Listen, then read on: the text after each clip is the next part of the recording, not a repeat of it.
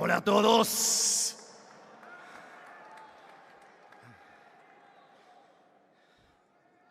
Bueno,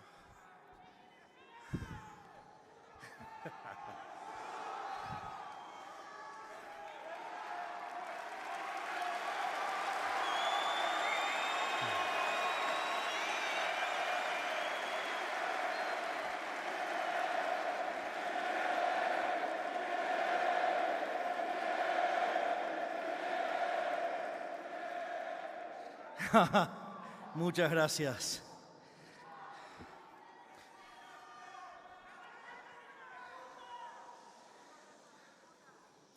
Igual me hace bien porque me permite recuperar el aire. Así que si quieren darle también zurra al bandido local, no tengo problema.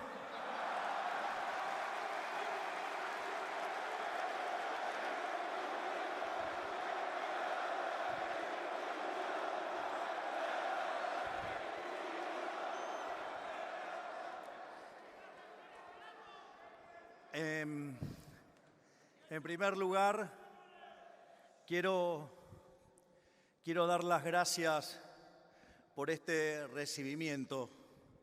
Me llena de alegría, de orgullo, pero en especial sé que implica una enorme responsabilidad de ser el primer presidente liberal libertario de la historia. Así que gracias.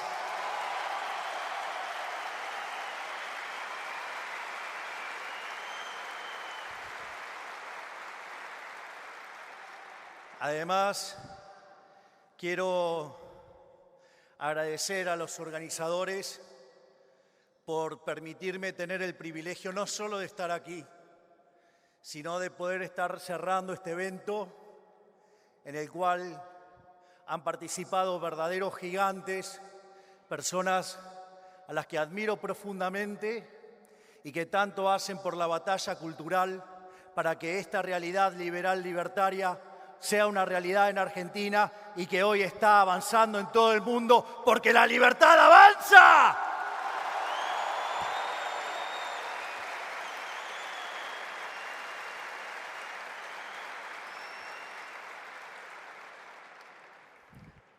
Respecto a la charla de hoy, básicamente va a tener 3 partes,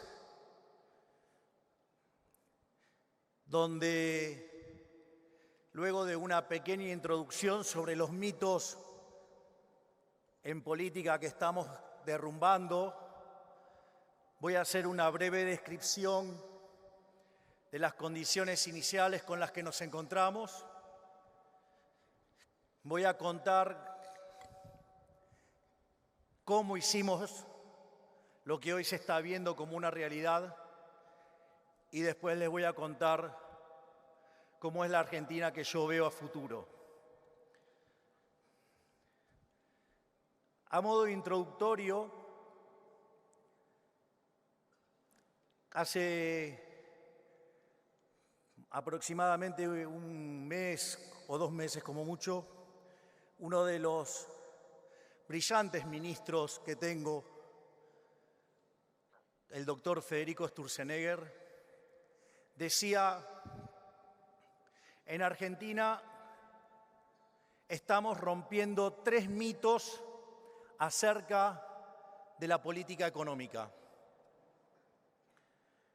Él comenta que muchos presidentes o ministros de economía de distintas partes del mundo, frente a los problemas de endeudamiento y el problema del déficit fiscal, que es la contracara del endeudamiento, entonces le plantean que necesitan hacer un ajuste fiscal y les dice: bueno, ustedes hicieron un ajuste fiscal.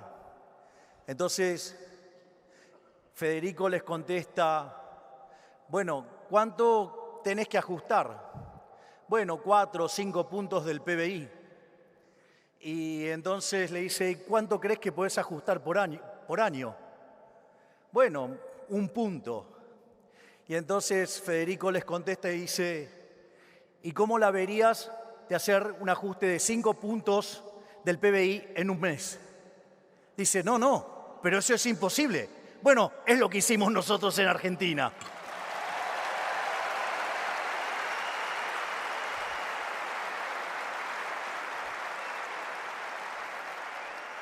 Es decir, que lo primero que hemos roto en esto es lo que tiene que ver la relación entre el quantum y el tiempo. Es decir, nosotros en estricto rigor, al llegar al gobierno hicimos un ajuste de 7 puntos del PBI. Básicamente llegamos en una situación muy crítica y si no ajustábamos, hoy yo no estaría aquí parado como presidente argentino. Y, digamos, sobrereaccionamos el ajuste porque frente a esa situación era puro momento de motosierra, pero funcionó.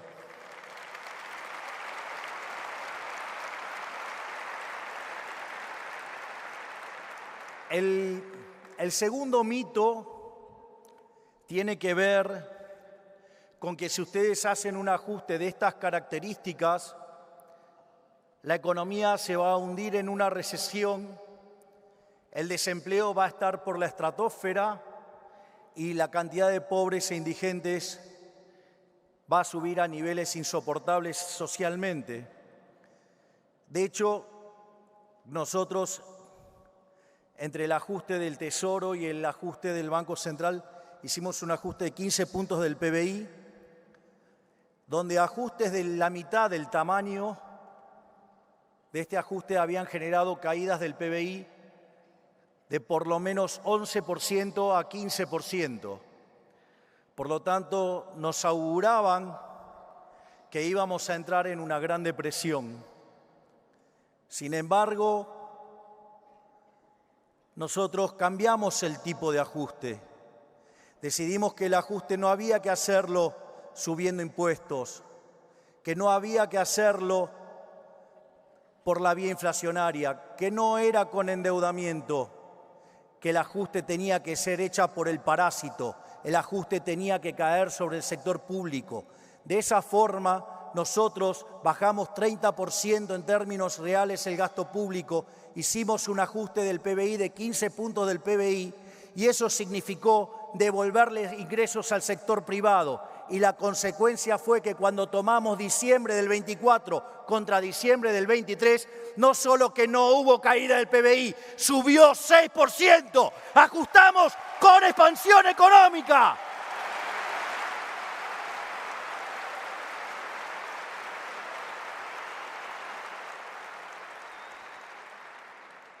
Y no solo eso, sino que a lo largo del primer trimestre de este año, la economía se ha expandido a un ritmo del 6% y ahora en el segundo trimestre lo estamos haciendo al 8%. Así es que a los políticos de mierda, nada de crédito con que el ajuste es recesivo. Si lo paga la política, el sector privado se expande.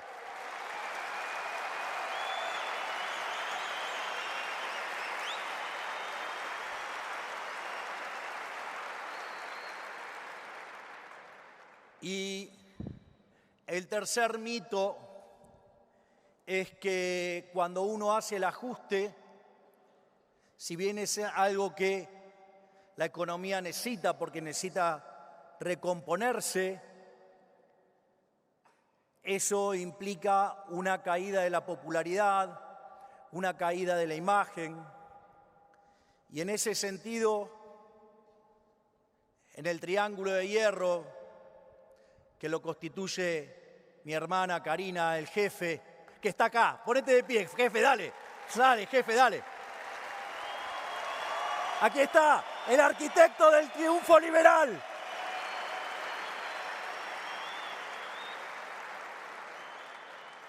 Ese brillante consultor que también nos acompaña, que es Santiago Caputo, frente a esta situación, nosotros dijimos, nosotros vinimos a cumplir una tarea.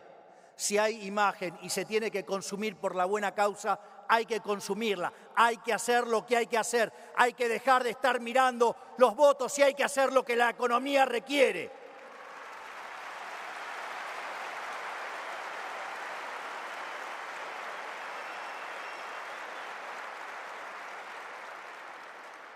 Y a diferencia de lo que todos creían, y era que la imagen y el acompañamiento y la popularidad se iban a extinguir en el ajuste, hoy los niveles de popularidad que tenemos son más altos que los que teníamos cuando asumimos.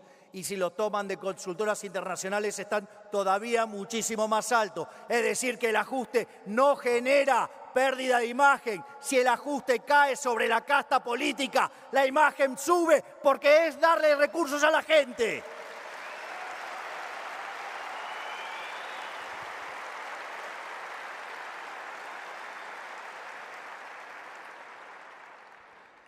Y ahora, ya entrando al hueso de la discusión, creo que una de las cosas por las cuales nosotros hemos podido hacer lo que estamos haciendo y que el acompañamiento continúa, y que no solo en términos de imagen, sino también en términos de resultados electorales, es que durante la campaña nosotros dijimos que preferíamos decir una verdad incómoda antes que una mentira confortable. Es decir, nunca le hemos mentido a la gente, siempre dijimos lo que íbamos a hacer. Y en ese sentido, nuestra política siempre fue clara nuestra política económica, donde dijimos que le íbamos a pasar la motosierra al Estado. Fue clara nuestra posición respecto al Banco Central. Digamos, si bien se le puso el nombre de dolarización y la gente llevaba billetes de dólar con mi cara, con mi rostro, siempre hablamos de dolarización endógena, algo que hoy está en marcha. Y también hablamos, en el plano institucional, avanzar hacia las ideas de la libertad, hacer reformas estructurales que hagan que Argentina se convierta en el país más libre del mundo. Y todo eso en materia económica, no solo que lo estamos cumpliendo, nosotros teníamos metas muy ambiciosas que decían que era imposible. Y sin embargo, hoy, pasado 1 año y medio, hemos sobrecumplido todas las metas de campaña.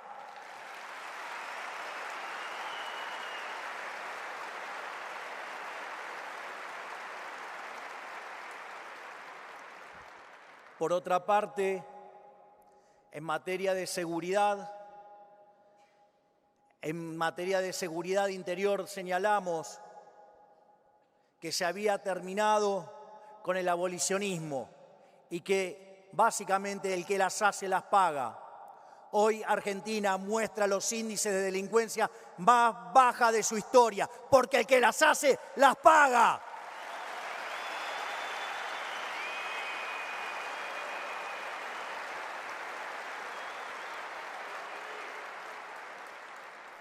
No solo eso, sino que además decidimos prestigiar a nuestras Fuerzas Armadas. Iniciamos un proceso de reequipamiento y hoy Argentina ranquea entre las 20 primeras potencias militares, y habiendo hecho las compras de armamento más grandes de los últimos 50 años. Vaya que hemos hecho algo por la seguridad nacional y la seguridad interior.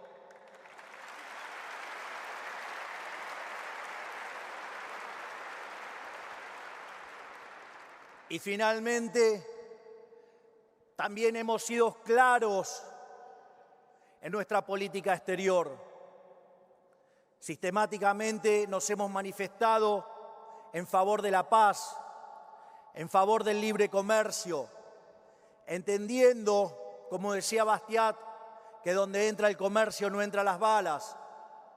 Y en ese sentido estamos trabajando en lograr un acuerdo entre el Mercosur y la Unión Europea. Estamos trabajando en un acuerdo de libre comercio con Estados Unidos. Estamos trabajando para que Argentina vuelva a ser un país abierto y grande nuevamente.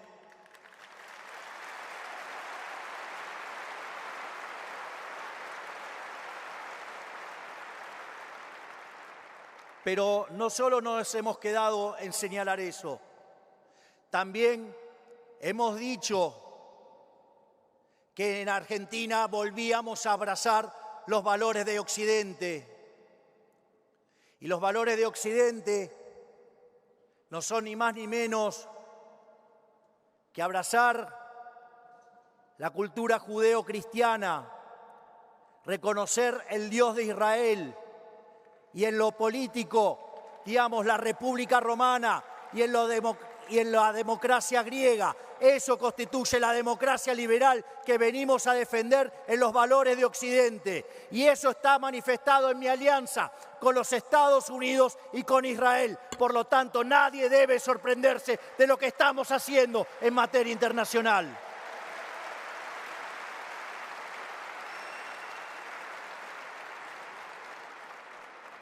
Por lo tanto,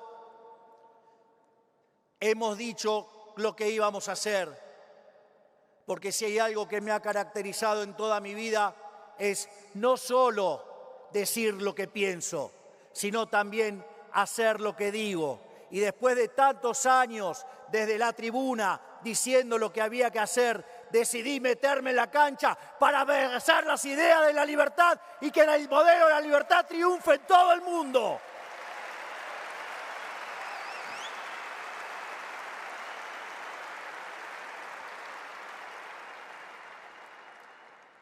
Naturalmente, se imaginarán que un liberal libertario llegue a la presidencia de un país, eso no ocurre en condiciones normales de presión y temperatura. La realidad es que al momento de llegar al poder, Argentina conjugaba lo peor de sus tres peores crisis de la historia, lo cual claramente, si hubiera ocurrido, hubiera sido una verdadera hecatombe. Básicamente teníamos un desequilibrio monetario del doble que el que teníamos en el año 1975, cuando estalló una crisis que se llamó el Rodrigazo, y que básicamente sextuplicó la tasa de inflación. Piensen que si Argentina venía con niveles de inflación del orden del 300%, hubiera llevado esto, la inflación, a por lo menos niveles del 2000%. Al mismo tiempo, teníamos una situación de bancarrota en el Banco Central, aún peor que la que teníamos en el año 1989, cuando estalló la hiperinflación de Alfonsín, donde básicamente nos habían dejado en el pasivo del Banco Central el equivalente a 4 bases monetarias venciendo a un día. Esto es, podríamos haber quintuplicado la cantidad de dinero en un día, es decir, todo dado para que haya un estallido hiperinflacionario. Pero no solo eso, los indicadores sociales que teníamos eran indicadores que eran peores que los que teníamos en el año 2001. De hecho, cuando nosotros sinceramos las variables macroeconómicas, porque básicamente, entre otras cosas, en el mercado de cambio había una brecha entre el dólar oficial y el paralelo de 200%. Habría también controles de precios y claramente eso en las estadísticas, la escasez no queda manifestada. Entonces, cuando se sinceraron las variables, obviamente que la pobreza registrada saltó al 57% mensual. Perdón, el 57%. Y un año después la pobreza cayó al 35%. Es decir, que los desalmados liberales, los que no tenemos corazón, los que no tenemos empatía, los que no nos ocupamos de los pobres, bajamos 22 puntos porcentuales la pobreza, es decir, sacamos a 10 millones de personas de la pobreza. Vaya que las ideas de la libertad funcionan para todos y en especial para los que menos tienen.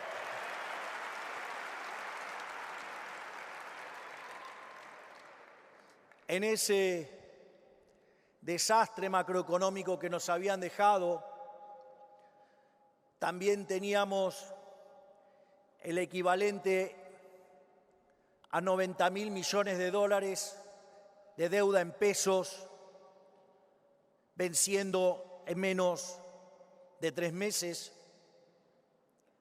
con lo cual eso también hubiera implicado solamente 15 puntos del PBI de base monetaria adicional, cuando la base monetaria en ese momento en Argentina estaba en 2,5 puntos. Es decir, hubiéramos multiplicado solo por eso en 7,5 veces la cantidad de dinero, el incremento. No solo eso, el gobierno anterior también, con el control de cambios, le daba a los amigos derechos para poder importar al tipo de cambio oficial. Y eso había dejado una deuda en el Banco Central de 45.000 millones de dólares. Además, los sistemáticos incumplimientos de las metas con el Fondo Monetario Internacional hacían que el acuerdo también estuviera caído. Es decir, que nos encontrábamos en una situación que si no actuábamos rápidamente, terminábamos en default con los organismos multilaterales, en default comercial y en default en el sistema financiero local, lo cual hubiera sido un verdadero desastre macroeconómico y hubiera llevado la pobreza a niveles del 95% por lo menos. A su vez, teníamos un déficit fiscal en el Tesoro de 5 puntos del PBI y teníamos deuda que generaba intereses en el Banco Central y lo llevaba a 15 puntos del PBI. En ese sentido, la primera etapa del plan de estabilización fue aplicar la motosierra. La motosierra, básicamente, de origen implicó un ajuste en el Tesoro de 7 puntos del PBI, y que con el tiempo, digamos, se fue recomponiendo y terminó siendo un ajuste de 5 puntos del PBI. Pero frente a la emergencia teníamos que resolver y por eso, digamos, el ajuste fue de 5 puntos del PBI, de 7, y después terminó siendo de 5 en el Tesoro. En ese contexto llevamos a 1/3 la cantidad de ministerios, echamos más de 50.000 empleados públicos y la gran mayoría de los contratos que iban venciendo no los renovamos, haciendo un ajuste verdaderamente fuertísimo. Terminamos eliminando la obra pública, que es una fuente de corrupción infinita, y además terminamos con la pauta oficial en los medios de comunicación, motivo por el cual hablan peste de nosotros todos los días.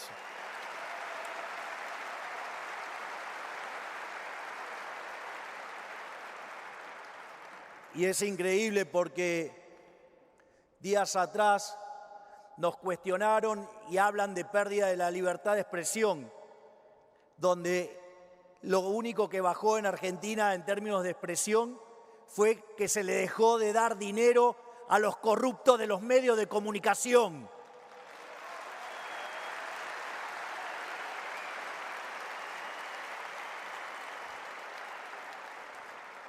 Parece que son muy buenos para acusar cuando los subsidios los tienen otros, pero no cuando les tocan el órgano más sensible del ser humano, que es el bolsillo.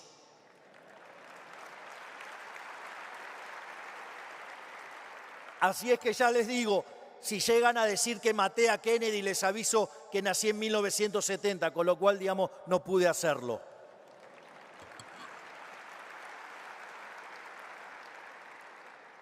A partir de de haber cerrado el déficit fiscal, o sea, desde la concepción de la naturaleza monetaria de la inflación, sabíamos que había que cortar con la emisión y cerrar el déficit fiscal. Era esta primera etapa y lo hicimos. Argentina en los 123 años anteriores siempre había tenido déficit fiscal. Y si hay algunos periodos que no lo tienen es porque está en default. Y nosotros fuimos a una política de déficit cero. Es decir, decidimos que en Argentina no hay más déficit fiscal. Y Argentina es uno de los 5 países del mundo que no tiene déficit fiscal en la línea financiera. Y lo hicimos después de 123 años de historia donde nadie lo logró y nosotros lo logramos en el primer mes de gobierno.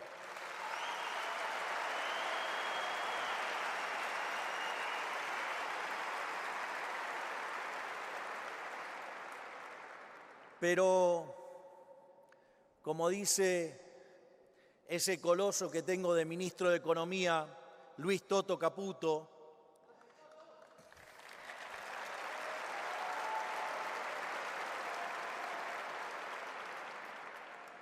aun cuando habíamos puesto las cuentas fiscales en orden en el Tesoro, no alcanzaba, porque el problema que teníamos en el Banco Central era del doble del tamaño del problema del Tesoro. Y si nosotros no arreglábamos la cuestión del Banco Central, la hiperinflación la hubiéramos tenido igual, con el agravante de que lo hicimos haciendo el ajuste fiscal, con lo cual hubiera sido tremendamente letal para las ideas de la libertad.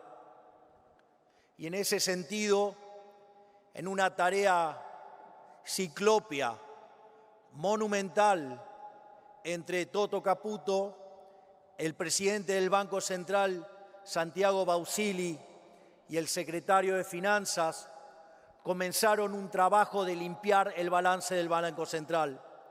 Y en la medida que mostrábamos que la solvencia fiscal había venido para quedarse, fue posible empezar a limpiar la deuda del Banco Central.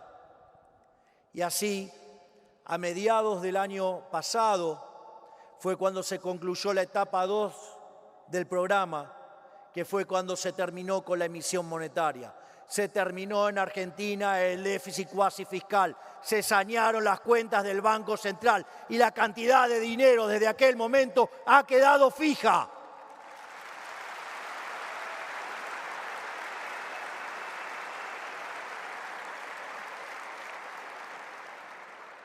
Es decir, que en ese momento pasamos a lo que era emisión cero, y donde la base monetaria amplia en Argentina está fija. Es más, en medio de un ataque especulativo, el tipo de cambio paralelo se había disparado y nosotros decíamos, van a converger los tipos de cambio, pero van a converger con una caída del paralelo. Y efectivamente eso fue lo que pasó. Sin embargo, nos dimos cuenta que la economía argentina estaba recuperándose muy fuertemente. La economía después del mes de abril empezó a mostrar signos muy importantes de recuperación. De hecho, entre diciembre y abril se expandió al 10%.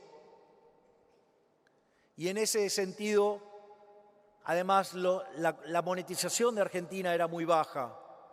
Por lo tanto, frente a esa situación en la cual nosotros veíamos hacia adelante un aumento de la demanda de dinero, dejar la cantidad de dinero fija iba a generar un problema de que una vez que se terminara de limpiar el sobrante monetario, la economía argentina pudiera entrar en un contexto de deflación. En ese contexto es que lanzamos la dolarización endógena, es decir, permitimos que los agentes pudieran hacer todas las transacciones de la economía, salvo el pago de impuestos, todas las transacciones pudieran ser hechas en moneda extranjera. Y en ese sentido, también se había cumplido con otra promesa de campaña que decían que era imposible. Sin embargo, la gente no hacía las transacciones en moneda extranjera. Es decir, no representaba un problema porque todavía había sobrante de dinero, pero, tarde o temprano el problema iba a aparecer. Y al mismo tiempo todavía continuábamos con restricciones en el mercado de cambios. En ese sentido, para nosotros el cepo era una herramienta de tortura y además era una herramienta con la cual nos criticaban no solo los que habían puesto el cepo, sino que además nos criticaban lo que yo llamo los liberales, no liberales libertarios, sino los liberales libertarados.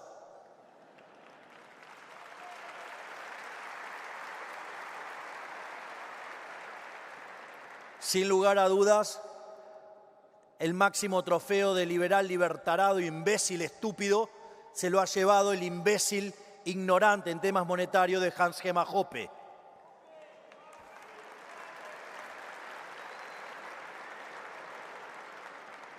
Donde haciendo gala de una ignorancia infinita, pero motorizado por basuras argentinas que lo maldatearon, se imaginarán, los que me conocen quiénes son. Los mismos que pidieron que el Juan de Mariana no me lo den.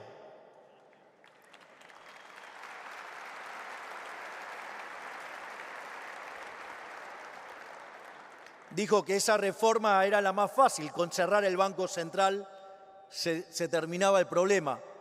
Parece que el imbécil no sabe que la deuda remunerada y la deuda del Banco Central, que es emisión futura, y la base monetaria son deuda.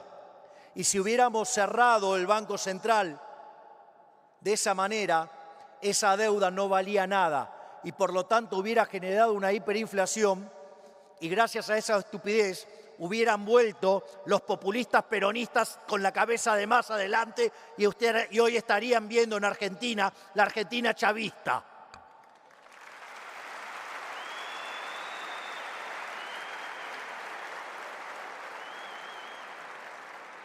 Entonces, dada la aberración que implicaba el cepo, básicamente porque eso restringe la libertad de que yo pueda hacer con mi dinero lo que yo quiero, básicamente porque entonces condiciona mi conjunto de elección y eso es una afrenta insoportable para un liberal libertario. Pero además, el hecho de que los obligan a demandar más de moneda doméstica que las que quieren, amplía la base imponible del impuesto inflacionario, que además es un impuesto no legislado, es decir, inadmisible hasta para un liberal clásico. Por lo tanto, el cepo había que sacarlo de todas maneras. Y en ese sentido, empezamos a trabajar en un programa con el Fondo Monetario Internacional para limpiar la hoja del Banco Central. Y la idea era que así como el Estado Nacional le colocaba títulos públicos no transferibles al Banco Central y así se llevaba los dólares, consideramos que era el momento de recapitalizar el Banco Central. Por lo tanto, hicimos un acuerdo con el Fondo Monetario Internacional para ir rescatando esa deuda del Banco Central, de modo tal que la deuda total no aumentara, pero que los pesos que ahora tienen los argentinos en el bolsillo valieran algo. Es decir, le hicimos el ajuste a la casta para devolverle el dinero a la gente de bien.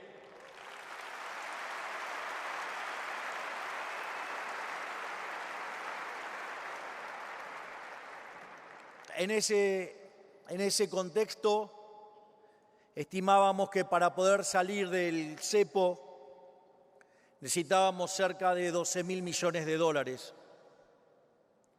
Y como tanto Toto como yo somos personas muy aversas al riesgo, que entiendo que crean que soy averso al riesgo, pero piensen que es como una situación donde estoy sin prenda alguna, todo mojado en una silla eléctrica.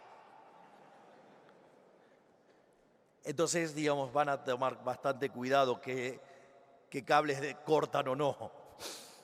Y entonces dijimos que si conseguíamos 15.000 millones de dólares, íbamos a abrir el cepo. Y de modo tal que tuviéramos para un ataque especulativo contar con 3.000 millones de dólares. Y en ese contexto nos dieron 20.000 millones de dólares cash. Entonces decían que no, que yo no me iba a animar a abrir el cepo en un año electoral, porque eso iba a hacer saltar el tipo de cambio y que la tasa de inflación iba a estar en el 5 o en el 7%, donde la basura mediática, donde los corruptos de los periodistas se dedicaban a expandir esas noticias inmundas, aun cuando nadie había hecho esos pronósticos. Por eso, como dice el amigo de Wall Street, Wolverine, no odiamos lo suficiente a los periodistas.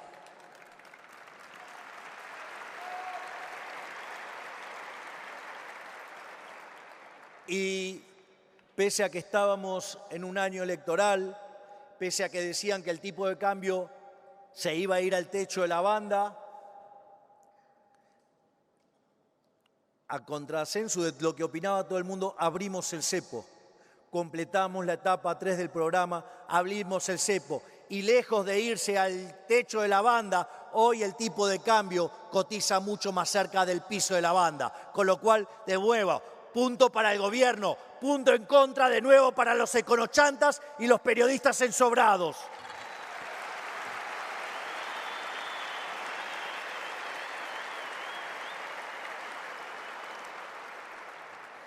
De hecho, hoy, después de que anticiparon esas tasas de inflación del 5 al 7% mensual, es cierto, la tasa de inflación saltó al 3,7, pero dijeron que se iba a quedar en niveles del 5 y del 7. Al mes siguiente cayó a 2,8. Este mes se espera que rompa el 2%. Y yo se los afirmo de acá, que para el año que viene la inflación en Argentina habrá sido historia del pasado.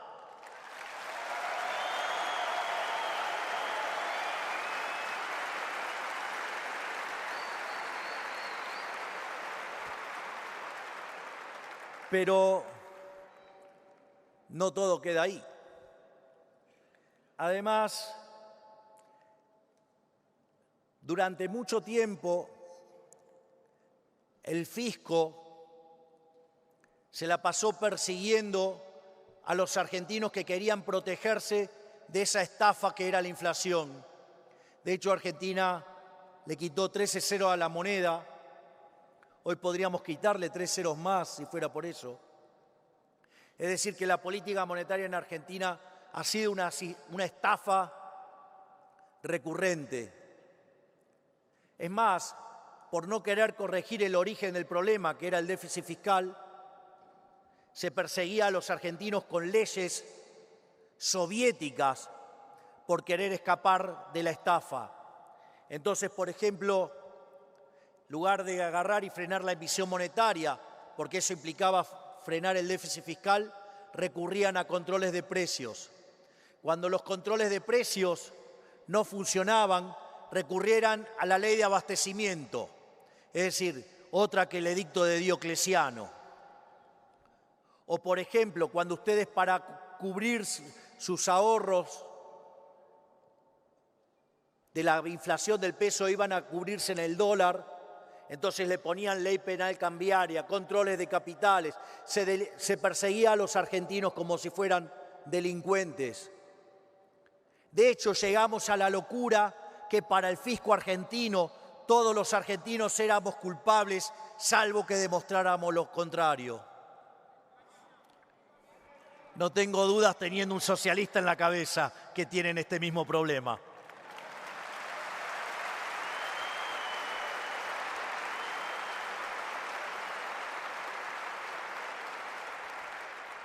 Sin embargo, hace pocos días enviamos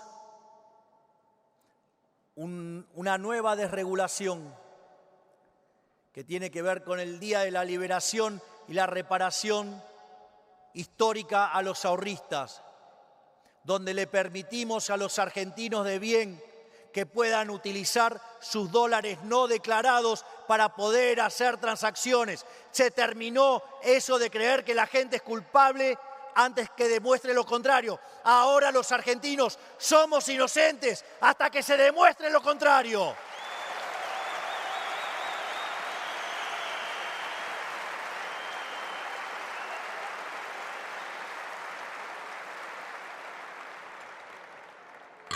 Pero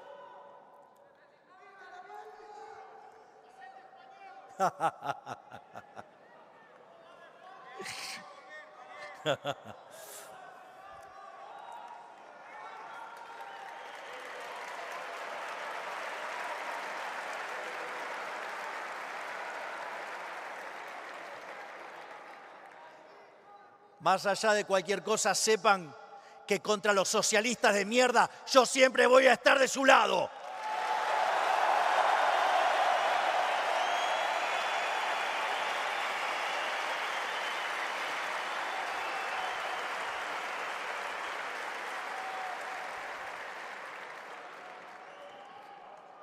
Y al mismo tiempo, también quiero destacar los logros que hemos tenido en materia social y en materia de seguridad.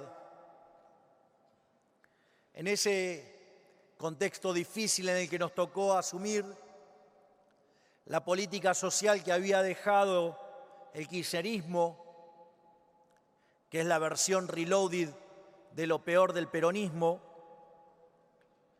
en ese contexto habían hecho de la política social una política para perjudicar a los más vulnerables. Es decir, como todo lugar, el socialismo toma una causa noble y la prostituye en favor de la corrupción de los que están en el poder.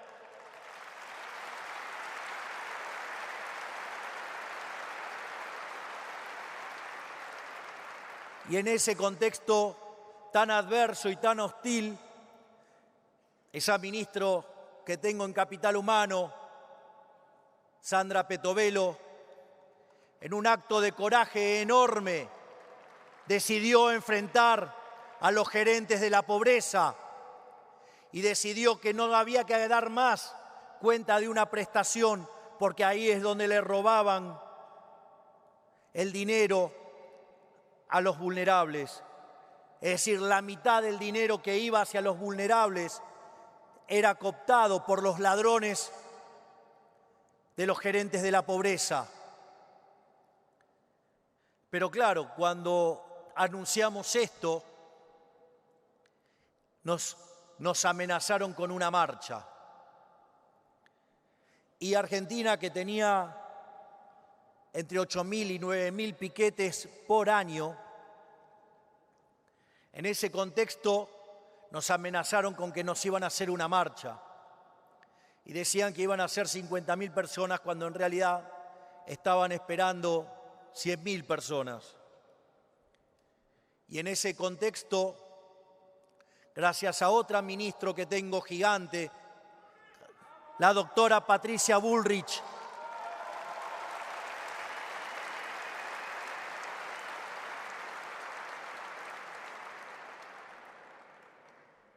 me presentó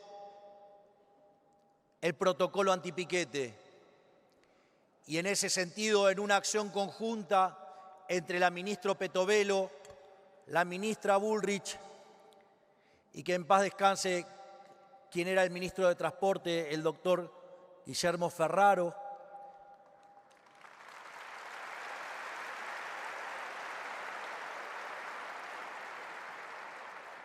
hicieron todo un operativo. No solo le sacamos la caja a los gerentes de la pobreza, salimos con las fuerzas de seguridad a la cual le dimos el total respaldo, y aquel que cortaba no cobraba, aquel que cortaba iba a la cárcel, y usamos la red de transporte para informarlo y además para que se hicieran denuncias. Ese primer día recibimos 18.000 denuncias, donde muchos ya están en la justicia y se están resolviendo en contra de estos estafadores. Pero sobre todas las cosas, desde el primer día pusimos orden en las calles, porque de los 100.000 que esperaban fueron 3.000. Y a partir de ese día se terminó el caos en la Argentina y volvió a reinar el orden.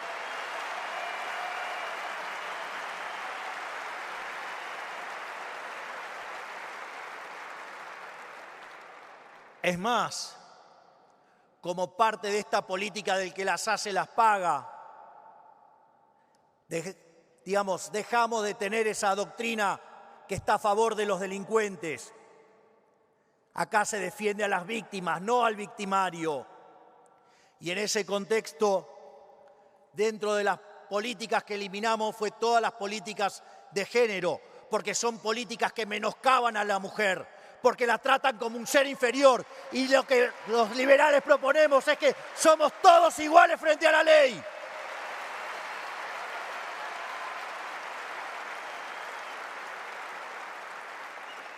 Entonces nos vaticinaron que nosotros estábamos a favor de los femicidios. Y sin embargo, los homicidios contra mujeres han caído 14%. Y hoy Argentina tiene la tasa de delincuencia más baja de su historia, porque el que las hace las paga.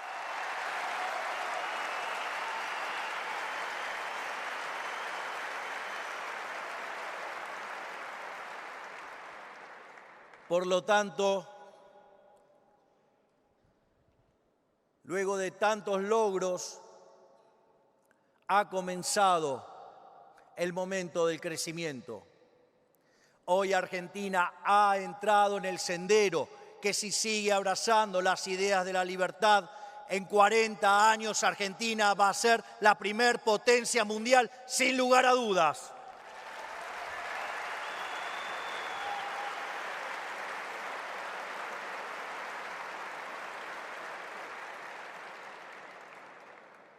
En este sentido, lo que voy a hacer ahora es transmitirles cada uno de los elementos que son el pilar del crecimiento económico. En primer lugar, el ajuste fiscal de 15 puntos del PBI le devolvió los ingresos a los argentinos. Eso permitió una recuperación de la actividad económica, una recuperación de los salarios, una recuperación de las jubilaciones y la recuperación del ciclo de stocks. Eso permitió en primer momento a que la economía empezara a recuperarse muy fuertemente a partir de abril del año pasado. Pero no solo eso, el déficit cero implica que la deuda no varía. Igual la hicimos bajar 45.000 millones de dólares. La primera vez en la democracia argentina que la deuda cayó. En la democracia, digo, desde el año 83 hasta acá, ¿no?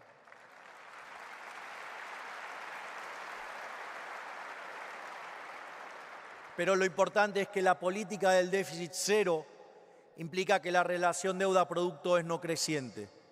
Eso implica que Argentina es solvente intertemporalmente, que Argentina puede honrar su deuda. Y en ese sentido, no solo eso, implicó que además el riesgo país de 3.000 puntos básicos que estaba cuando ganamos la elección, hoy esté en 600 puntos básicos. Y no tengan duda que si en octubre se pinte el país de violeta, vamos a pulverizar el riesgo país y vamos camino a convertirnos en investment grade.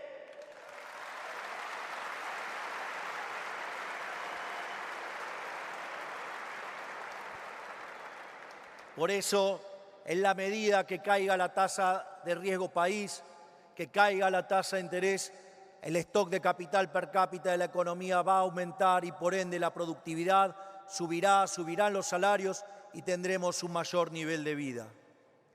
En ese sentido, Un trabajo de un muy prestigioso economista argentino que se llama Juan Pablo Nicolini, que trabaja en la Reserva Federal, estimó que habiendo hecho el ajuste que hicimos llevando el déficit a cero, eso podría implicar que Argentina pueda crecer en términos per cápita del 4% anual, de manera sostenida por una gran cantidad de años que podría oscilar entre 10 y 20 años. Sin embargo, tal como señala Nicolini, ese método no contempla el tipo de ajuste. Si nosotros consideramos que el ajuste no fue subiendo impuestos, sino que fue bajando el gasto público, y si además consideramos que ya hemos hecho más de 2.500 reformas estructurales, Argentina va a crecer muy fuertemente y los números están dando cuenta de que Argentina está camino a volver a ser grande nuevamente.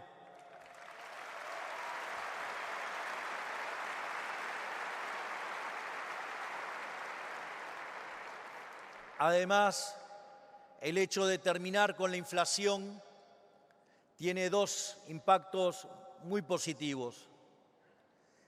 En primer lugar, porque elimina la distorsión de precios relativos, amplía el horizonte temporal y de ese modo se pueden asignar los recursos de mejor manera. Al mismo tiempo, al ser un impuesto altamente regresivo, distorsionaba la relación entre ahorro e inversión y por ende también la tasa de interés y por ende la acumulación de capital, llevando a que se hicieran inversiones, digamos, incorrectas porque básicamente estaban distorsionados los precios relativos. Y esto, digamos, va a implicar que al eliminarse la inflación, esta distorsión va a desaparecer y eso va a tener, si bien es un efecto de una vez para siempre, va a implicar también un salto en el PBI per cápita, que, digamos, en todo el horizonte se va a manifestar también como crecimiento. Por otra parte, nosotros consideramos que el Estado es una organización criminal.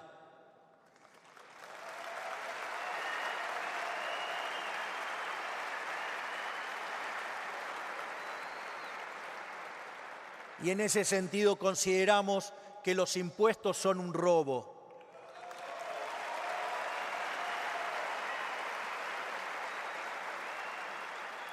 Y en ese sentido, el año pasado, aún en este proceso de estabilización, no solo que dejamos de estafar a los argentinos con el señoriaje, sino que además hemos bajado los impuestos explícitos en 2 puntos del PBI, algo que no se había hecho nunca en la historia argentina.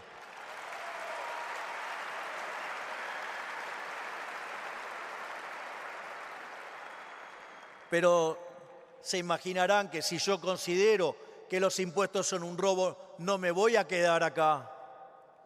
En ese sentido estamos trabajando en una reforma tributaria y acorde a las estimaciones que tenemos, si la economía argentina de acá al 2031, en caso de que me tocara ser reelecto,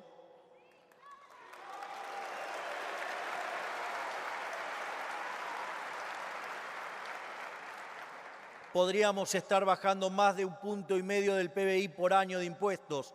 Y eso significaría devolverle a los argentinos de bien ni más ni menos que 500.000 millones de dólares. Vaya que eso sí es ser libertario.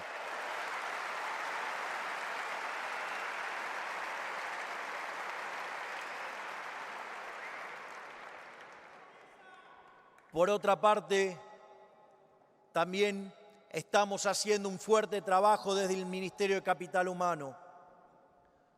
Tenemos un Ministerio de Capital Humano que integra el capital humano de primera generación, que tiene que ver con básicamente la salud, con la alimentación, porque si ustedes no se alimentan o no tienen buena salud, no se pueden educar. Esto, por lo tanto, también integra con el capital humano de segunda generación, que tiene que ver no solo con la posibilidad de estudiar, sino también con la posibilidad de reinsertarse a aquellos que fueron quedando en el camino. Es decir, recuerden que nosotros estamos partiendo de una economía en desequilibrio. Y la tercera parte con la que integra es con el mercado laboral. En ese sentido, nosotros entonces estamos trabajando en el capital humano de primera generación, el de segunda generación, y para que pueda insertarse en un mercado laboral donde hoy cerca de la mitad del empleo en la economía es informal.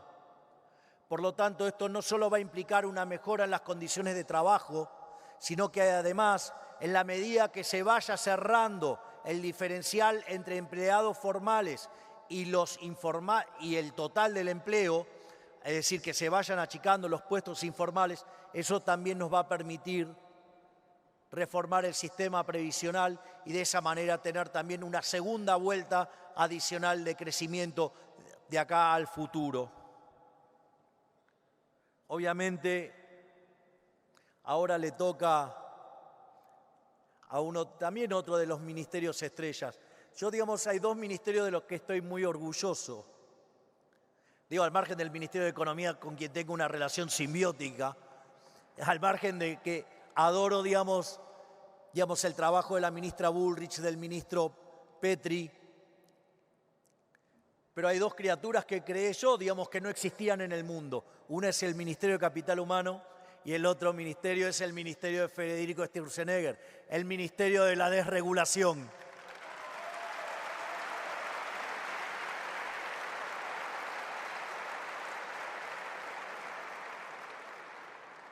El concepto esencial del Ministerio de Desregulación es un ataque frontal y directo a la herramental neoclásico.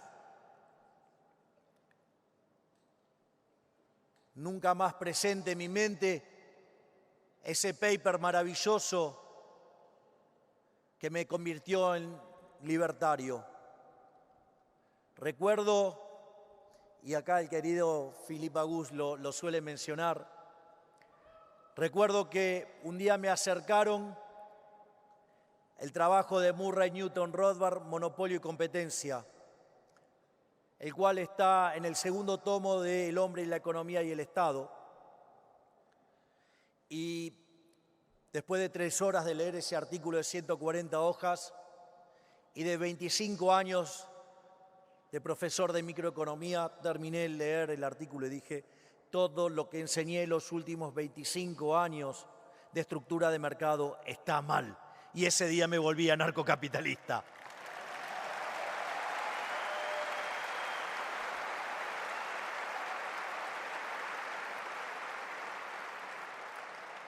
Cuando ustedes miran las estadísticas del crecimiento económico per cápita y del PBI per cápita desde la era cristiana, ustedes van a descubrir que ahí lleva la forma de un palo de hockey.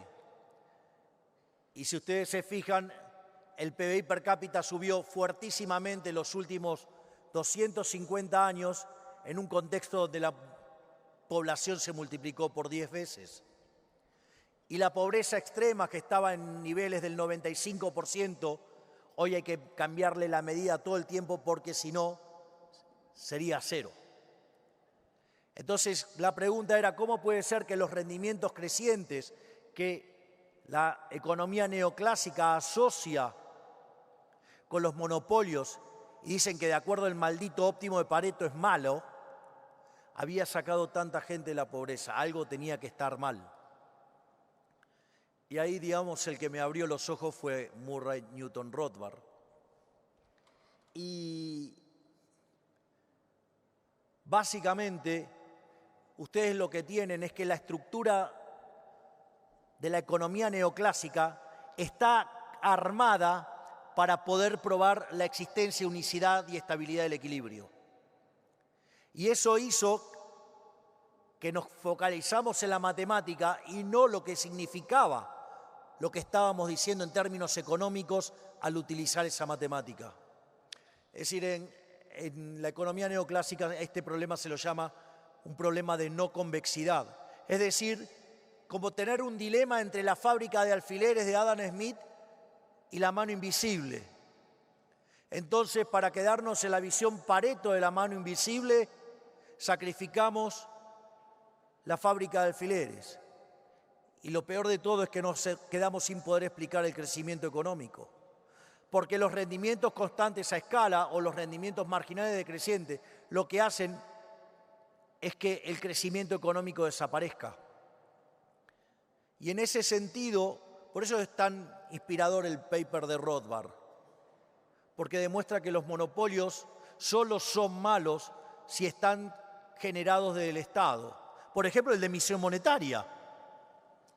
Y en ese sentido, cuando se regula una empresa que tiene rendimientos crecientes a escala y la quieren asimilar a una competitiva, en el paradigma neoclásico, le matan los rendimientos crecientes. Y al matarle los rendimientos crecientes, matan el crecimiento económico. Si quieren un ejemplo aplicado de regular, matar los rendimientos crecientes y exterminar el crecimiento económico, no tienen que ir muy lejos, solo miren a su alrededor. Europa es el mejor ejemplo donde las regulaciones están matando el crecimiento económico.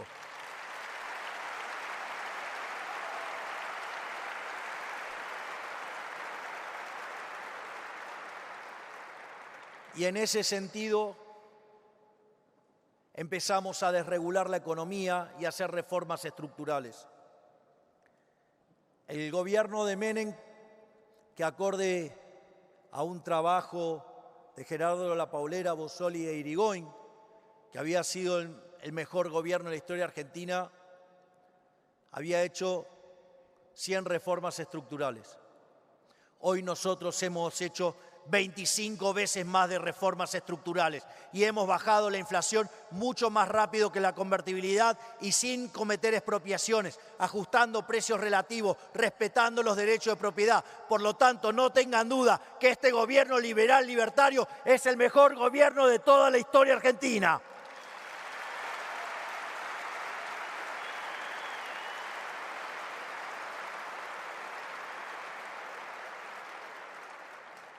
Al mismo tiempo, también tenemos como objetivo hacer que Argentina sea el país más libre del mundo, ya que aquellos países que son más libres son 12 veces más ricos que los reprimidos, crecen al doble y tienen 25 veces menos de pobres en el formato estándar y 50 veces menos en el formato extremo. Y como parte también de esta agenda es que nosotros trabajamos en lo que tiene que ver en la apertura económica. Al mismo tiempo, también estamos trabajando en una reforma tributaria que permita la competencia entre distintos estados provinciales para que también las provincias empiecen a bajar los impuestos. De hecho, en algunos municipios eso se está haciendo. De hecho, alguien que había sido compañero mío en la facultad y que la vida nos reencontró en la política, el intendente de 3 de febrero, Diego Valenzuela, está bajando las tasas y las empresas están yendo de los lugares de los peronistas asfixiantes a 3 de febrero a invertir porque básicamente se están bajando los impuestos.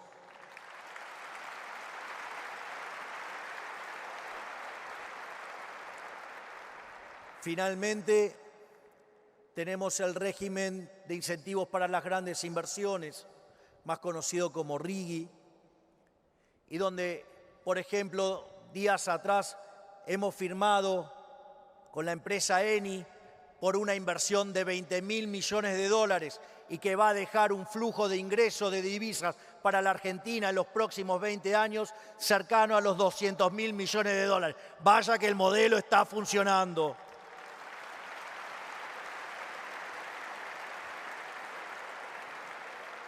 Por lo tanto,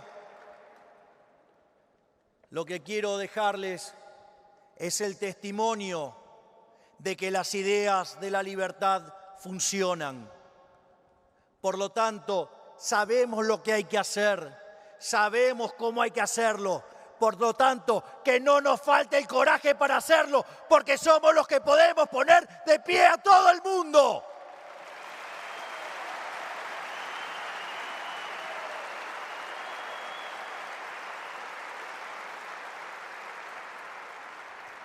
Y es por ello que les pido que tomen valor, que se metan y jueguen y que den la pelea en la política, porque no se cambia desde las gradas, se cambia peleándose cuerpo a cuerpo contra los políticos corruptos. Levantemos las ideas de la libertad, hagamos grande Occidente nuevamente. ¡Viva la libertad, carajo!